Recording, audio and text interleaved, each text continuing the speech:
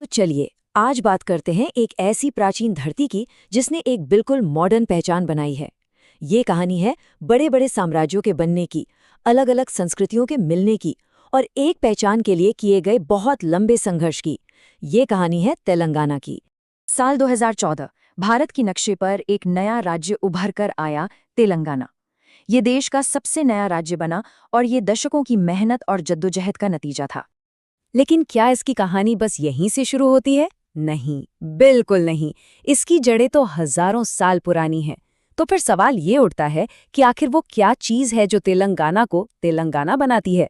चलिए आज इसी सवाल की तह तक चलते हैं। इस कहानी को समझने के लिए सबसे पहले इसके भूगोल को समझना होगा, जो इसे बहुत ही खास बनाता है। तो देखिए, दक्कन के पठार पर बसा ये इलाका हमेशा से उत्तर और दक्षिण भारत के बीच एक कुदरती पुल की तरह रहा है। लेकिन ये सिर्फ एक जमीनी पुल नहीं था, बल्कि ये तो संस्कृतियों, विचारों और सल्तनतों के मिलने का एक बहुत ही अहम चौराहा भी था। तो चलिए जरा वक्त में पीछे चलते हैं और मिलते हैं यहाँ के कुछ शुरुआती महान शासकों से। सबसे पहले आए सातवाहन। इन्होंने न सिर्फ बौद्ध धर्म को बढ़ावा दिया, बल्कि इनका व्यापार तो दूर, रोमन साम्राज्य तक फैला हुआ था। इनके बाद आए इक्ष्वाकु और विष्णुकुंडिन, जिन्होंने इस भूमि की संस्कृति को वैदिक परंपराओं से जोड़ा। अब इसके बाद आता है एक ऐसा दौर जिसे कई लोग तेलंगाना का स्वर्ण युग कहते हैं। एक ऐसा वक्त जिसने इस जमीन की तस्वीर ही बदल कर रख दी। ये दौर था काकतीय राजवंश का। अपनी राजधानी वारांगल से उन्होंने एक ऐसा साम्राज्य खड़ा किया जो अपनी कला और उससे भी कहीं ज्यादा अपनी कमाल की इंजीनियरिंग के लिए जाना गया। उनकी विरासत आज भी तेलंगाना की मिट्टी में जिंदा है। देखिए, काकतीयों ने दो ऐसी जबरदस्त विरासतें छोड़ी जो आज भी हैरान कर देती हैं। एक तरफ तो वे महान निर्माता थे, जिसका सबसे बड़ा सबूत है रामप्पा मंदिर, और दूसरी तरफ वे जीनियस इंजीनियर थे।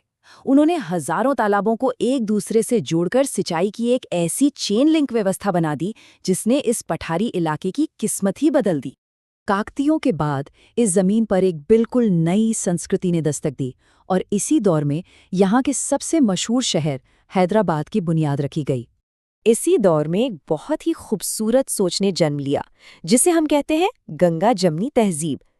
अब ये सिर्फ दो नदियों के मिलने की बात नहीं है, ये असल में दो महान संस्कृतियों के एक दूसरे में घुल मिल जाने का नाम है। ये सिर्फ एक शब्द नहीं, बल्कि एक पूरी जीवन शैली है, जहां अलग अलग मान्यताएं एक साथ मिलकर एक साझा पहचान बनाती हैं। और ये संगम आज भी साफ साफ दिखता है। सोचिए, एक तरफ वैदिक और काकतीय परंपराओं की गहरी जड़ें हैं, तो दूसरी तरफ सल्तनत और कुतुबशाही शासकों का असर, जिन्होंने गोलकोंडा किले को शान दी और 1591 में हैदराबाद शहर बसाया। दो अलग अलग धाराएं एक ही जमीन पर आकर मिल गईं। अब कहानी एक नए मोड़ पर आती है। एक ऐसा दौर जब हैदराबाद भारत की सबसे अमीर और सबसे बड़ी रियासतों में से एक था।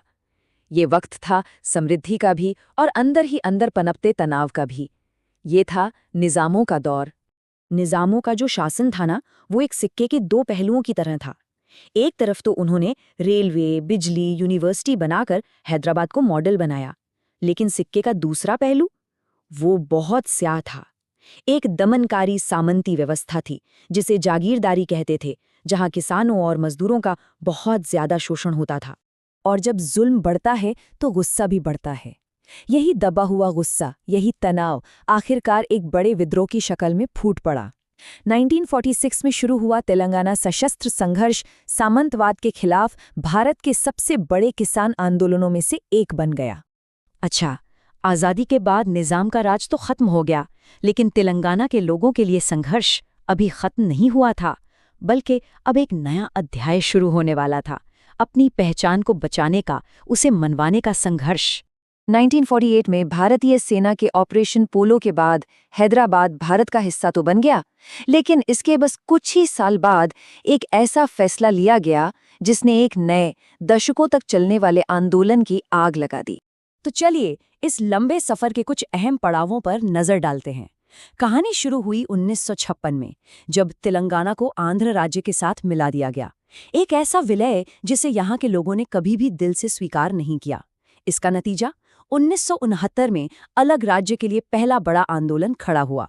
फिर कई साल बाद 2001 में के चंद्रशेखर राव ने तेलंगाना राष्ट्र समिति बनाकर इस आंदोलन में एक नई जान फूंक दी और आखिरकार दशकों के संघर्ष के बाद 2014 में वो दिन आया जब मंजिल मिल ही गई।